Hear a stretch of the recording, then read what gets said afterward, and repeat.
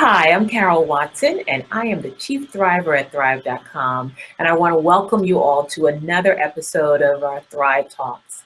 We're very excited to have a guest with us and to kind of kick us off for those of you that have never experienced a Thrive Talk. It's really an intimate conversation and a chat.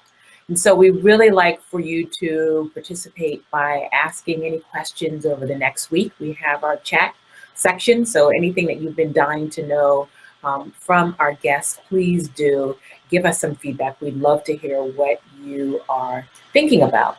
Thank you again, of course, to Microsoft for being a sponsor. So first of all, thank you, Anllelic, for coming and participating.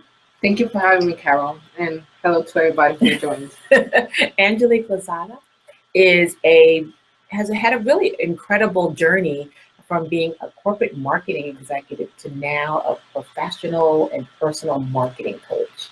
Tell us about what that role looks like now. Then we can get into how you got there.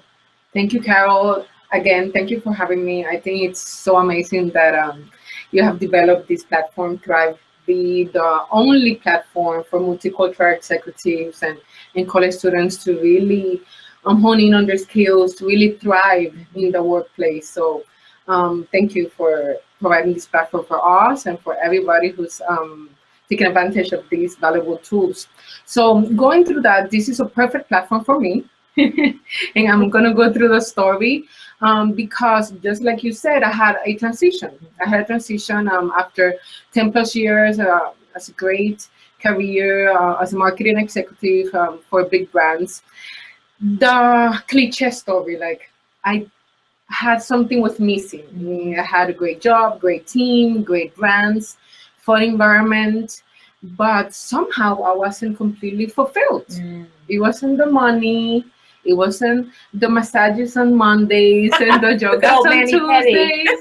And believe me, yes, and believe me, I try to be grateful, to feel grateful every day, because sometimes you lose track of that. You're like, oh, you're concentrating on what I want or the next thing, and then you don't really enjoy the moment. So at the beginning, I knew I wasn't in the right place. I'm talking about my last corporate job. But then I decided, I'm not going to run away. There's a reason why I'm here in this stage, and I'm just going to take advantage of it and let it to life to tell me when is the right time to move on. Absolutely. So that was my last corporate job, and that right time came almost 3 years later. So I would say that I was happily unfulfilled for almost 3 years. Oh, that's a whole nother session to understand how you handled those 3 years. Yes, a lot of and auto therapy and auto coaching. Yes. So, but I always had this inclination, always. It wasn't like I was one day in the shower and whoop, I just decided I was going to do this. I knew I wanted to do this. I discovered it actually 5 years ago. And that's another Thrive Talk in Charlie, because I tried doing this 5 years ago. But timing is everything, and I decided if I wanted to help people with their careers, I need to help myself first. Absolutely. So the time came now. But I always had this thing that even with my coworkers, I enjoyed so much listening to their wants, their dreams, their challenges. I enjoyed much more listening to that than really talking about marketing or business. So I was always the friends will send resumes over. We will do mock interviews. I'm a self-help junkie. So all through my life, always when we're looking to do that extra change, we don't have to look so far. We have to look inside and look. Sometimes it's not as clear, of course, but we have some messages. See what you enjoy doing in college when you were not getting paid, right? Absolutely. Maybe go as far as back in high school. What people will go to you for, maybe you didn't get paid for, but those are the innate talents or your inner passions that shine through, and we should start. That's a good starting point. So I always knew I wanted to do something with the professional, with the executive directly. So the opportunity came last year to really jump and do this and try it out one more time. So that path led me to what I'm doing now, and I'm a personal marketing coach. And what that means is that I help professionals develop and identify their personal brand so they can transform their career or their business. So I do that by applying marketing strategies along with professional development. Mm-hmm. And one of my passions is training. And I also believe in the power of coaching, which is asking questions and really guiding them, bringing so out the best of who they are. exactly, Yeah. exactly. And so I do a mix of training, coaching, consulting, and mentoring all at once for my Fabulous. clients. So what has the experience been for you so far? Tell us about any kind of successes or breakthroughs that you've had with clients. A lot of people are not that familiar with what the coaching experience is. So how do you describe what they can get from it? Sure. So coaching, let's start with the word coaching. Coaching, we always refer as coaching as sports, right? As a football coach, right? We're familiar, all of us are familiar with that term.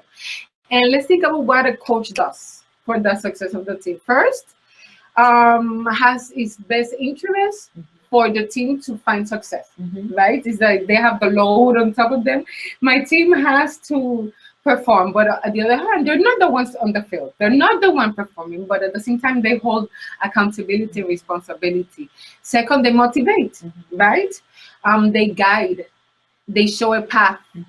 We have a goal. This is how we're going to get there. So that's exactly what a personal coach does. There's many different types. Very well coaches. Described. I hope everybody can kind of get that. If not, ask a question. But yeah, there's many different coaches, different for different issues or different lifestyles. For example, there's relationship coaching, there's divorce coaching, there's executive coaching, career coaching. So I kind of invented my little niche, which is personal marketing coaching, because of course it's personal, it's you, but obviously I incorporate the marketing and the branding elements because that has been my expertise. So with coaching, you always bring your past experience, your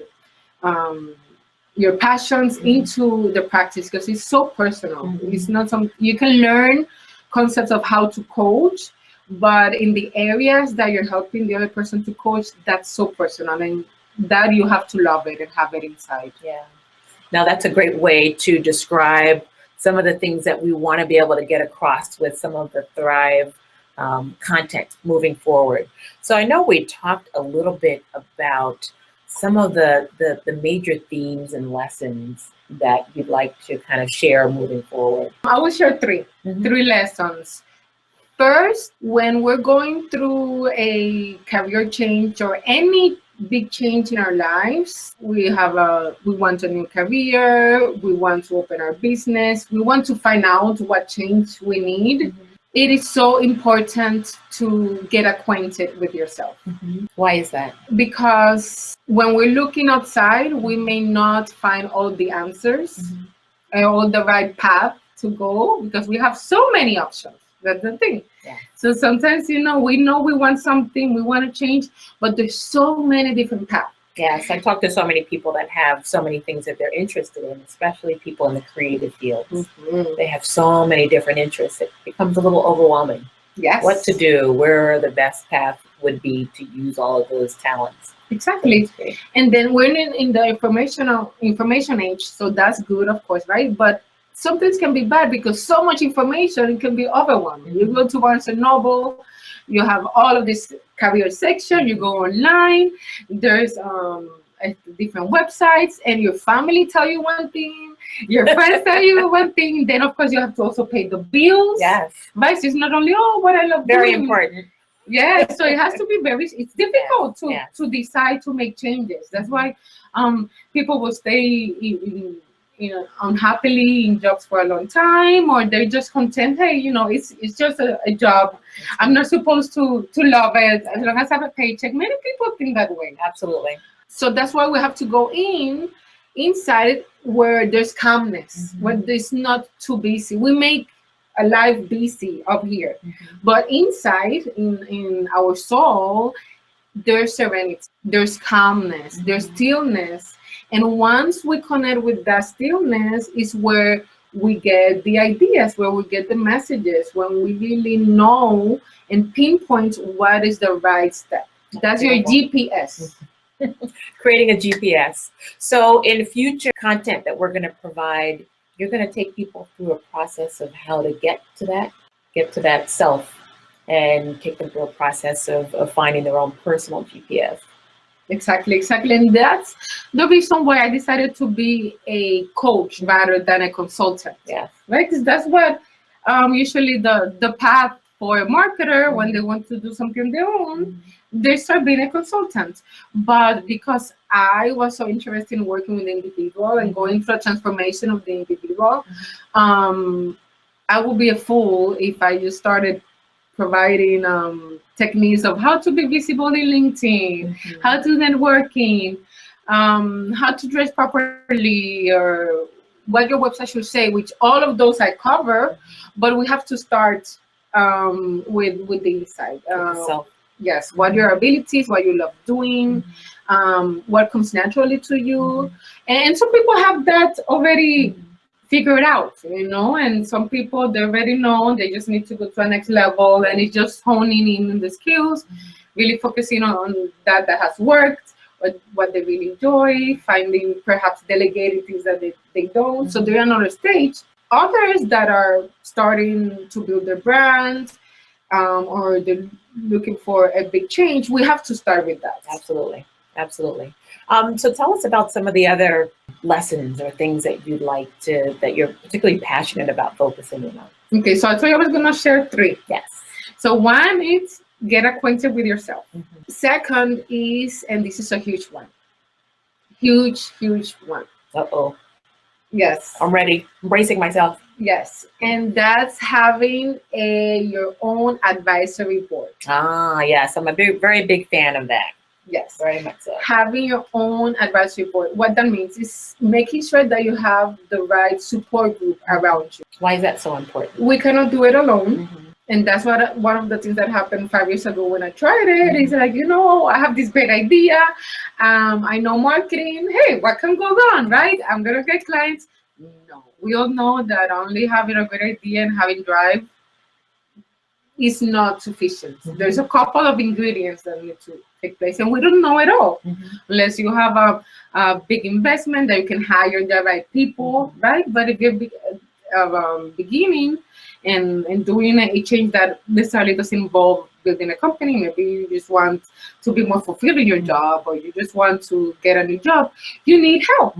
You need help. And obviously, the bigger the task, the more help you need, and the bigger your advisory board. But there's some that are by default needed. For example, you always have to have your family. It can be your But you have to pick wisely, right? Exactly. Yeah, it doesn't have to be all of them. I'm telling you, I said this is one person for each group, but obviously family is always there and all of them contributed, but usually we have one family member, it can be even an uncle, it doesn't have to be your dad, but there's always a family member that has your best interest, that understands you. The wise one. Yes, and that tells you the things how there is, that just calling them motivates you. Pinpoint that family member, because obviously they come from a different place. They have known you forever, probably. Yes. So they can give a different. They know your parents too. Absolutely. So they have an understanding of where you're coming from. Second, friends, a supportive friends. That all of our friends have different roles, but depending on what you're going through, you will pinpoint one friend that either went through that too, maybe is going through that now, maybe has an interest, who just understands that side of you. So a friend, a mentor, huge. I'm big in mentors. I'm blessed enough to have a wonderful mentor, and since the beginning of my career. And also you can hire a professional mentor. One of the great things that I did last year was hire a professional mentor. Wow. So I had my own career mentor, which I confide everything that goes through my career, or the steps of my career, but I hired someone who actually had gone through the process of building a coaching business. So for those that may be a little confused, how do you separate the role of a mentor and a coach? What's the difference? So taking semantics aside, because both one person can follow both roles depending on the situation. But I would say that if you have a mentor, for example, perhaps it's a boss, it can be your dad is a mentor, it be a friend, it be a colleague, like someone from church, your pastor is a mentor. So that's someone that organically you develop this relationship. Either you practically ask them, hey, I would like for you to mentor me, or perhaps the other way around. The other person tells you, I would love to mentor you. Or it's just a relationship that develops. Just happens organically. Happy organic. And that's someone that listens to you, that you can go for feedback. So there's a process that you would take people through to identify the areas in their life where they may have a gap that they need the board advisor to fill in some aspect of their life. That's exactly. awesome. Exactly. And then if you have to hire someone like a mentor or coach, then it's someone who's specifically going to help you for that specific goal. That's beautiful. So for my mentor, my goal was I wanted to build my coaching practice and focusing on it being virtual because I wanted that flexibility, right? Yes. So obviously it sounds great, but how do I do that? How I find clients? Doing online marketing for big brands doesn't translate exactly for your own one-on-one. So how do I do that? How I find clients? How do I price it? How I charge for it? Right? So this is my mentor. She has never done that kind of business, so she wouldn't be able to show me the how-to. How to do it, right? She has me in yes, cheerleader, yes, do it. But then I need someone to tell me how to do it. So you need a cheerleader and someone that can kind of give you some tactical direction. How to do it. Right. How to do it. And we have so many books and so many audios that show you how to. But conferences, even workshops, and I love all of those. But sometimes we just need some hand-holding. Yes, someone focused on you. Yes, and like, okay, this is what you need to do. Okay, this is how you do it. And then next week you're gonna focus on this. Because again, we have so much things to do, and a Facebook marketing plan, and a Twitter, and then you're like, you want to do all of it, and you lose track. Yes, I know how that is. Yes, very much so. So tell us about the third concept. Okay, so the third concept is nothing that you haven't heard before. Is the idea that everything takes a process. It's a process, and it's not gonna be easy. You could have your support group, you could have your passion aligned, you can have all the drive, you can hire your mentor, coach, but it's not gonna be an easy path, and nothing that is good for you will be easy. So you will have rough times, especially it's a big change. You feel a little lost at times. Some days you're gonna feel, yes, I'm going and I'm excited. Then some days I feel like crap. How I even got to this? Where's the willpower? Yeah, so just like in the gym, right? So we start and we yes, I know how that is. It's just barely February and it's a struggle. Yes, it is. And sometimes you're motivated. You're like, yes, I'm going to the gym, and I got my new shoes, and I'm gonna go. But sometimes you're like, oh my God, and it's cold out, and it's freezing in the snow. So yeah, exactly. So just know that takes a lot of effort, a lot of drive, and just keep pushing. So I'll summarize that third one with that. Just keep pushing, keep pushing. So what we want from the Thrive community is to get some feedback on these ideas. We want to see and hear what you want to hear about most next. How do you want, what's most important to you? What do you need right now? So we really want to make sure that we are responding to what the community is asking for and where the need is most. So let us know what you think. Give us a priority. Let us know what you want us to tackle first.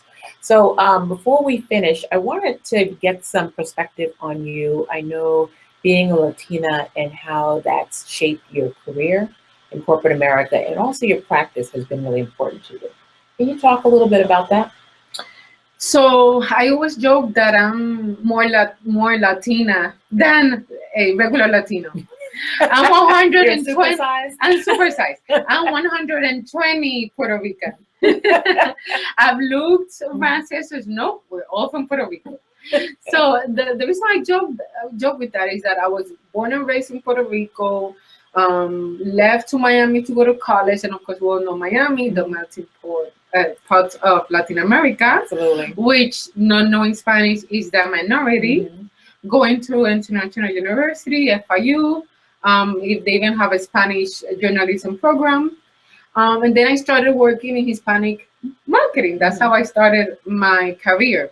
So yes, my background and my actual practice just started being multicultural, and that's how I continued my career. So all through my career, I've worked with multicultural, starting with Hispanic and then going into African American, Asian, and LGBT, which is very fun. So are there any cultural nuances that sometimes can be a barrier or a challenge that you are more able to support clients with, coaching clients with, that you see them kind of running into problems with? Sure. So I would say yes and yes to your question. We cannot hide that there can be some challenges. It's how you look at it. I always say that we minorities have to work harder. Someone like me, that I consider myself a double minority, a woman. I'm also Latina. I'm also from another country, because there's many Latinas that are no Spanish, but they were born here. Yeah. So, okay, so I'm 3 times minority. So I think that you have to try a little harder, obviously, just moving, not having your family around, learning a new language or just perfecting a language. Sometimes your accent, I have like a thick accent that I have to work on, because even though I'm very fluent in English, I understand it and I write it perfectly, but I still have the accent, so I'm conscious about that. So I've taken English as a second language reduction classes, action reduction classes. So I'm aware of that. So yeah, all of these factors obviously contribute. Yeah. Obviously, your skills and your ethics speak louder than that. But of course, there's a little package that you have to take in consideration. And there's also the whole cultural thing. Of course, we're blessed here in New York. It's so multicultural. So there's a type of tolerance to that, and it's welcome.